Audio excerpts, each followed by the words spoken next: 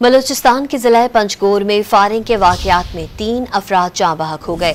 Police के मुताबिक पंजकोर की तहसील ग्वारगो के इलाके टाकरी में नामालूम अफराद ने हुज्जाम की दुकान पर फायरिंग कर दी, जिसके नतीजे में वहां मौजूद 3 अफराद मौके पर ही जाँ बहक हो गए। मकतूलीन का ताल्लुक मीरपुर खास से था। बलूचिस्तान के जिला पंजकोर में फायरिंग के वाकयात में 3 अफराद जाँ बहक हो गए।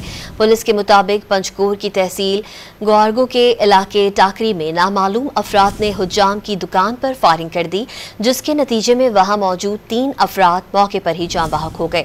मकतूलीन का ताल्लुक मीरपुर खास से था। बलूचिस्तान के जिला पंजकोर में फायरिंग के वाकयात में 3 अफराद जाँ बहक हो गए। पुलिस के मुताबिक पंजकोर की तहसील ग्वारगो के इलाके टाकरी में नामालूम अफराद ने हुज्जाम की दुकान पर फायरिंग कर दी, जिसके नतीजे में वहां मौजूद 3 अफराद मौके पर ही जाँ बहक हो गए। मकतूलीन का ताल्लुक मीरपुर खास से था।